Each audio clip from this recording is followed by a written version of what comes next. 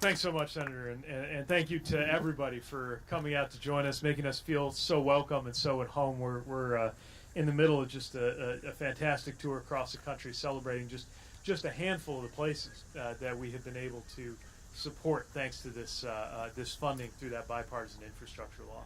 And yes, I'm proud to be a member of the unofficial Great Lakes Caucus of the United States Cabinet, and feel so close to home, and just so pleased to be here. So pleased to be with the team from the Ohio DOT. I know you got a lot on your plate, so Bob, Jack, all of your colleagues, congratulations on this award. Thank you for your partnership with our team on so many things that you work on. Commissioner, so pleased to be with you and to see the local leadership that has helped to make this a reality. As you noted, a lot of different players bringing their resources to the table, giving us the confidence that this was the right place to entrust federal resources to. I'm with my colleague, Assistant Secretary Christopher Coase, who oversees the processes that include the RAISE grants, and he and his team work so hard going through the information in a very, very rigorous process to get to this result. And just to be with so many local leaders, and particularly to be with Representative Marcy Kaptur, who you should know never misses a chance to advocate for this region and this district. And I'm talking about whether I'm calling her about a policy issue and expect to hear about it, or whether I just happen to find myself sitting next to her on the plane and get an earful about all of the things that this region needs and how we can be helpful, which of course I would expect nothing less.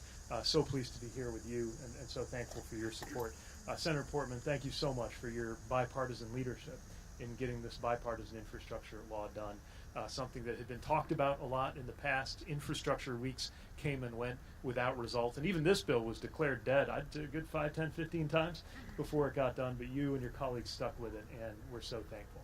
I just want to make sure everybody understands there is a direct connection, a direct cause and effect connection between the legislation that Senator Portman helped to negotiate, that Senator Brown supported, that Representative Kaptur supported, that the President signed, and the announcement we're making here today. We are here because we are now at the point where we can put these resources to work, and we're thrilled to be doing it. We know that this law is going to make such a big difference for so many people across Ohio and across the country. And we're just thrilled to be seeing those numbers leap off the page and actually get turned into real projects all around the country. And I do want to emphasize, as was mentioned a couple of times here, how competitive this program was. We got $13 billion of applications for $2 billion of funding. And that $2 billion is more than we've ever had to work with thanks to this legislation. But that still means you have a lot to be proud of if you have one of the program's projects that made the cut, because we couldn't say yes to everybody. But we got to say yes more than ever before, thanks to this bipartisan partnership that got us here. And thanks to the community-driven vision that made for such a compelling application. And that's the entire philosophy of the RAISE program, the understanding that all of the best designs and ideas aren't going to come from Washington, but more of the funding should. And that's what we're able to do thanks to this program. Sandusky is one of 166 communities across the country, including several in Ohio, getting that good news this month, coming through that program. And what I've most enjoyed as I've traveled the country looking at some of the places we're putting those dollars to work is the enthusiasm and the local commitment that is driving a sense of passion, even if you're not an infrastructure wonk like I am. People have come together with a sense of passion, not just understanding about why these things matter. And you've got a very powerful example here in Sandusky. So I am thrilled to be here to formally celebrate the award of nearly $24.5 million to the Ohio Department of Transportation for the US 6 Connectivity Corridor and the Sandusky Bay Pathway.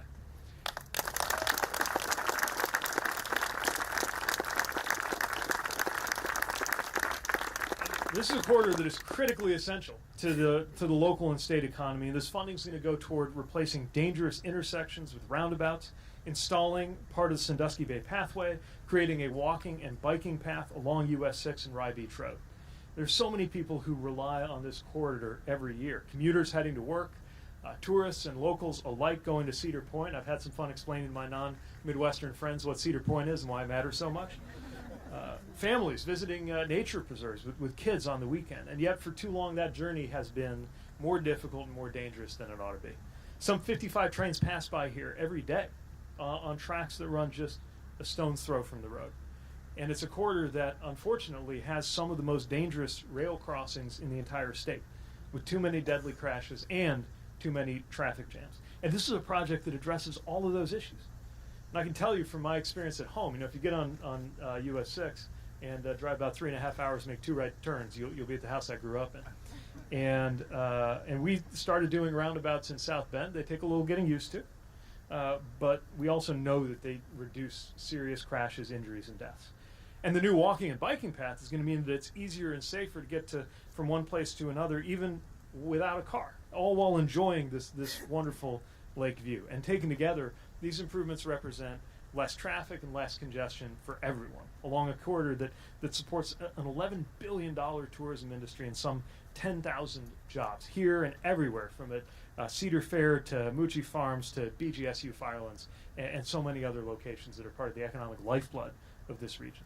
So from the largest cities to the smallest communities, these grants are supporting people in every state and every part of the country. And as much as I'd love to walk you through the 166 projects, I promise to refrain from that. But I do want to give you a little bit of a feel. Right here in Ohio, we're also funding bike infrastructure to reconnect communities in Cincinnati, building a new car, bus, and bicycle corridor in Marietta. We're rebuilding rundown streets in Mansfield with better lighting and new curbs and safer crosswalks, and even investing in their pipes and sewer infrastructure. Just on this trip, we started in Tampa, where a new berth is going to create more cargo capacity and support our supply chains, and then went on up to Tulsa, where an old highway design cut off a street, 51st Street, dead ends on both sides into the highway. Now we're going to reconnect it up. Then we were able to go to Nevada, where we were yesterday, setting up a rail yard that's going to amount to an inland port in the middle of the desert, helping supply chains that will actually benefit the economy all the way here in Ohio. We're here now. This morning we were in Minneapolis looking at a Lake Street corridor and how they're going to benefit from new bus investments. Tomorrow in northern New Hampshire, we'll be seeing how a community there is going to benefit from what it means to their downtown economic development to put these dollars to work. This is what it means to have those federal dollars go toward making everyone better off. So I just want to put this in context before closing, that we're thrilled with the momentum that we have right now. And again, so much of this has come with support from your federal delegation. Of course, we're thrilled that the President signed the Inflation Reduction Act to reduce costs for families on everything from prescription drugs to energy bills to improving their homes. We're delighted to see the largest investment ever in the fight against climate change. We're especially proud of the bipartisan support for the PACT Act. Now, I believe Susan Zeiler's here somewhere, who I met. There you are. So good to see you again. We were there with the President. We signed it. I said, "Where are you from?" She said, "Sandusky." I said, "I think I'm going to be there pretty soon." So thanks for coming by. So great to be with you. And more importantly, of course, it was so great when you were there as we were finally doing right by American veterans like you, Robinson. So thank you for joining us. More competitiveness for the U.S. economy with competition with players like China through the CHIPS and Science Act, and so many more good things going on right now.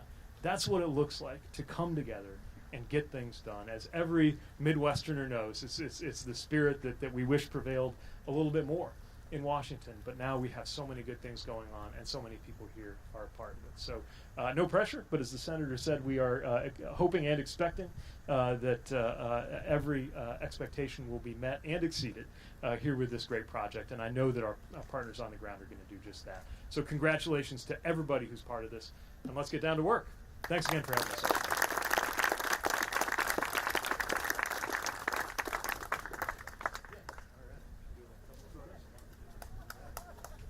Decided not to be subtle about the yeah, let's start.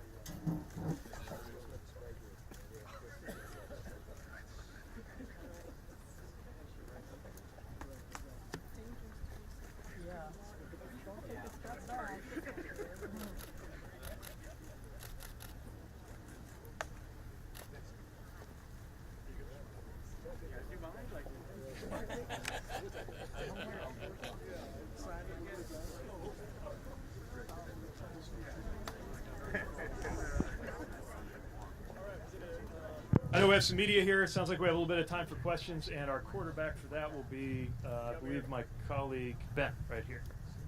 Start with Katie.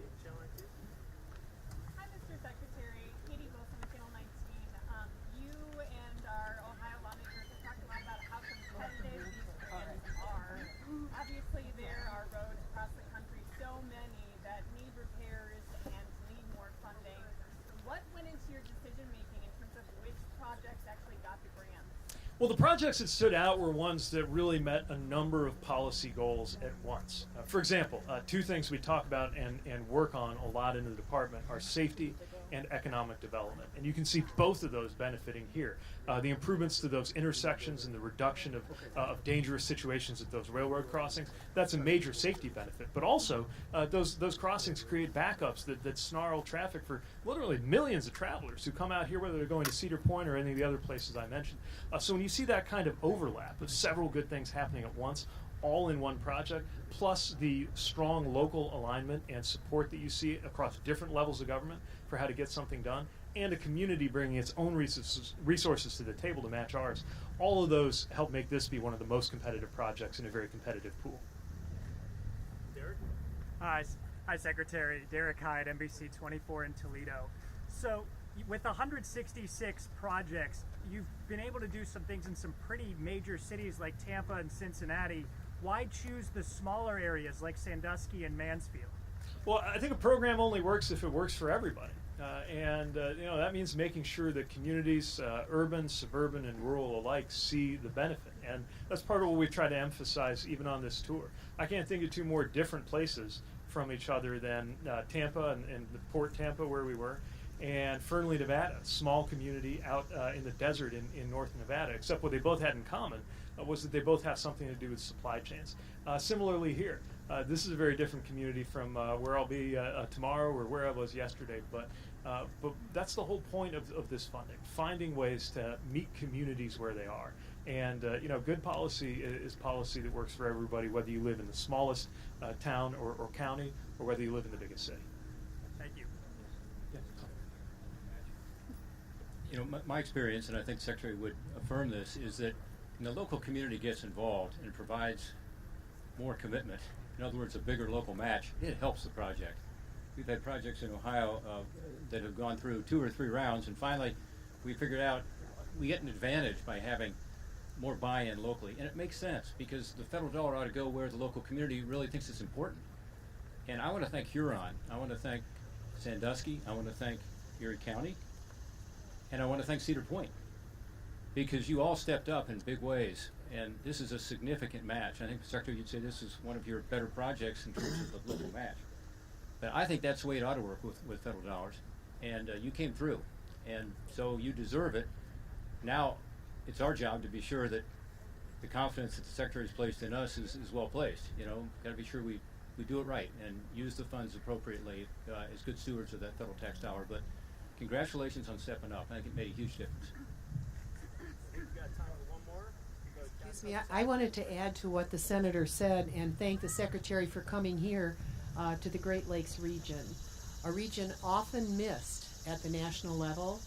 And I want to thank Commissioner Shenago for his ongoing leadership in so many ways to actually reinvest and create new progress in a region that was battered economically in the last century and had plenty of its hits in this new century, and that somebody is finally noticing what we've been trying to do to rebuild the economy and the underlayments of this region. I also want to say I represent many, many communities where, because of that washout, that economic washout, the local staff just is not in place to even prepare the applications. And so I want to thank Eric Wobser. I don't even know if he's in the audience today, but here in this county, in Erie County, if I could have 10 Eric Wobsers across the district I represent, we could bring home billions of dollars of federal money. Right now, Mr. Secretary, we don't even have the people to plan our new rail investments with all of the money in the infrastructure legislation. I'm so deeply worried about that. I'm deeply worried about cross-lake transportation with our closest neighbor, Canada. We don't have planners who are helping us on this. So I wanted the Secretary to hear that, because I've made pleas to him. Help us access the dollars that are actually in the bill that we passed for the American people, including those from the Great Lakes region. So thank you very much. See what I mean? She's always making sure that I get the message. Sounds like one more, Ben? Yeah, one more. We're here with Kathy. Hi, Kathy Klosky, Energy News Network. You mentioned congestion, and that produces greenhouse gas emissions. That's right. And could you more generally explain why that's important to do with traffic circles? Is there a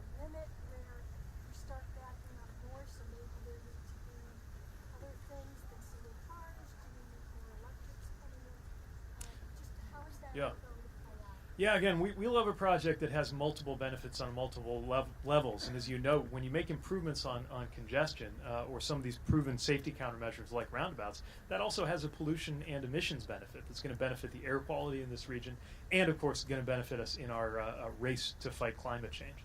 And a good example of that is a well-placed, well-designed roundabout means you're not stopping and starting, waiting at that red light, or waiting to make a left turn forever. You're able to have that traffic handled in a way that maybe slows you down for a bit as you enter that circle, and then brings you right back out without that kind of stop and go. Look, we've got to fight these climate issues with everything we've got, and that means making sure on everything from the design of a roundabout to making sure we have a made in America EV revolution that creates more American jobs on American soil, producing that kind of equipment and everything in between. That we're thinking about this all at once. This is a wonderful opportunity to do that. It's a side benefit on just about every project we've looked at. Same thing with the cargo and the goods movement fluidity. You know, we can bring on-dock rail out to a port. One of the benefits of that people don't think about is it means that maybe fewer trucks have to be involved in getting that container from the ship to the railhead, and that means less emissions too. So all of these objectives fit together, and it's one of the things we love about a well-designed project, and we're pleased to support just as many as that funding will allow us to do. Thanks again for coming out. Great being with everybody here.